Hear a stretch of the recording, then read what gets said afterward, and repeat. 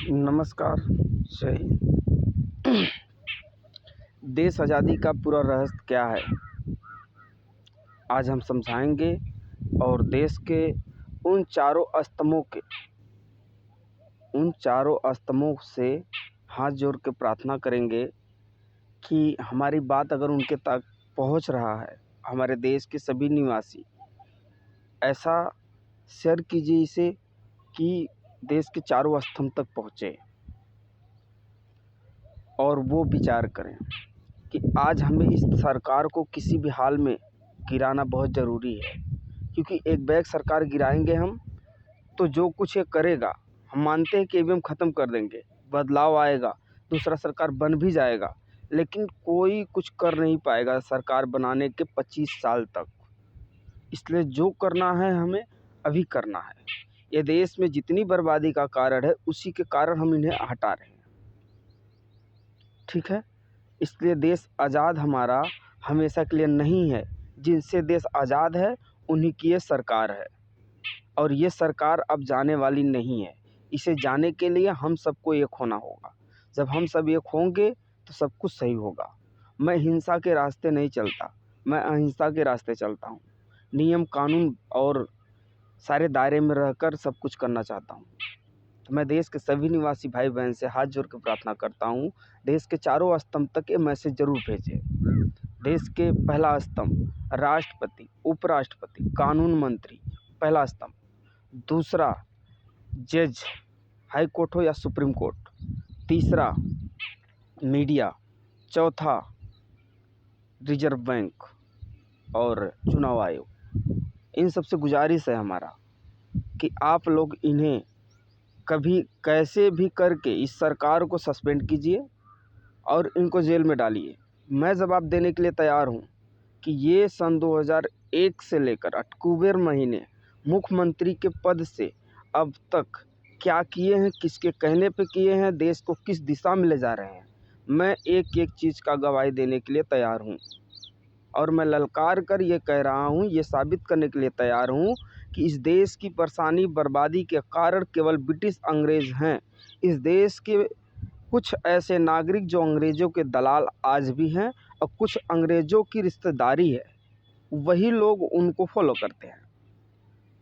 और उसमें से कुछ लोग 85 में घुस गए हैं, कुछ लोग 15 में घुस गए हैं, कुछ लोग हिंदू बने हैं, कुछ लोग मुस्लिम बने हैं और आपस में लड़ रहे हैं। तो मैं देश के सभी नागरिकों से हाथ जोड़ के गुजारिश करता हूँ कि आखिर हर्ज क्या है। हमारा देश है, हमारा पता करना ज़रूरी है कि हमारा देश की आज़ादी कब तक है। अगर आज़ादी हमेशा के लिए है तो हमारा भाषा रजिस्ट्रेट क्यों नहीं है, हमारा सन क्यों नहीं लागू है, हमारा ये सब क्यों नहीं है भाई। हमारा तो होना ही चाहिए। सारी दुनिया में ऐसे हर देश की ऐसी है नियम, तो हमारा क्यों नहीं होना चाहिए। हमारा तो बना है। तो हम यही चाहते हैं कि हम सभी एक होकर इस सरकार को पहले हटाएं और नौजवानों में से किसी एक को सरकार बनाएं। वही काम होगा जो इस देश में होना चाहिए। अब वो कुछ नहीं होगा किसी भी जात पात या धर्म के अनुसार ये देश में कुछ भी गलत किया जाए। सोचिए कि एक मुख्यमंत्री कभी बोल देता है किसी को हिम्मत है तो उतापात मचा के दिखाए। एक मुख्यमंत्री, बताइए, एक मुख्यमंत्री की कुर्सी धुलवा देता है। ये किस प्रकार के, जो कानून में लिखा है कि गलत आप किसी के ऊपर खिलाफ नहीं हो सकते हैं, स्वयं आम पब्लिक के लिए जब ये गलत है, एक सीएम पीएम ऐसी हरकतें कर रहे हैं और हमारा देश सोया है और कहते हैं कि हमारा देश 60% शिक्षित है। पूरी तरह नहीं, शिक्षित नहीं कहते इसे शिक्षित नहीं कहते। एक समय था, एक शूद्र कहे जाने वाला व्यक्ति जिस समय शिक्षा से सबसे बड़ी ऊंचाई विद्वान की पाया, उसी समय शिक्षा से अमृत निकाल कर दिमाग में रख ली गई। यूं ही कहिए तो किताब से निकाल कर दिमाग में रख ली गई। हमें दिमाग से पीएचडी करना चाहिए, हमें दिमाग भी लगाना चाहिए। दिमाग लगा कर हम किताब पढ़ते, किताब पे ही निर्भर रहते, किताब को ही मानते हैं और लिखित मानते हैं और उसी के ऊपर निर्भर रहते हैं। कभी हम ये टटोल कर नहीं देखते हैं, अपने दिमाग पे परख कर नहीं देखते हैं कि क्या सही हो रहा है, क्या गलत हो रहा है, इससे क्या सही मतलब हो सकता है। यही हमारे समझने की कमी है और जिसके कारण हम सभी परेशान हैं। कोई ऐसा देश में घर नहीं, कोई व्यक्ति नहीं जो परेशान ना हो।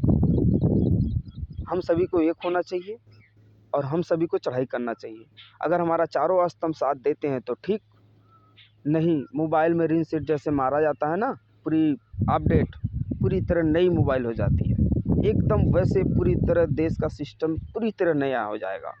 जैसे देश आज़ाद हुआ था, बिल्कुल 15-20 आदमियों के वोट से किसी को पीएम बना दिया जाएगा और फिर उसके बाद देश वहीं से शुरुआत हो जाएगी और हमारा देश हमेशा के लिए आज़ाद कर दिया जाएगा। यही हमारा प्लान है, यही हमारा मिशन है। अगर किसी भी तरह अगर मैं मारा जाऊँ, मेरे साथ कोई हादसा हो जाए, तो इस बात को याद रखना मेरे देश के सभी भाई बहन, कि ये देश हमेशा के लिए आज़ाद नहीं है। अभी 25 साल इतना परेशान किया जाएगा कि ये सोच लीजिए, कभी 250 लाख करोड़ रुपए कर्जे में है, तब 2500 लाख करोड़ रुपए के कर्जे में देश होगा। एक एक व्यक्तियों के ऊपर करोड़ों कर्जा होगा और सामने से ही आपके बच्चे, आपकी बेटी को, आपके प्रॉपर्टी को छीन लिया जाएगा, कोई कुछ नहीं करेगा। उदाहरण में तालिबान का देख लीजिए। और कुछ हमें कहना है लेकिन समय नहीं है, क्योंकि आपके पास नहीं है, हमारे पास अभी समय तो बिल्कुल ही नहीं है। चलिए, हम आपसे क्षमा चाहते हैं अगर कोई कुछ बोलने में गलती हुई है तो। धन्यवाद। जय हिंद।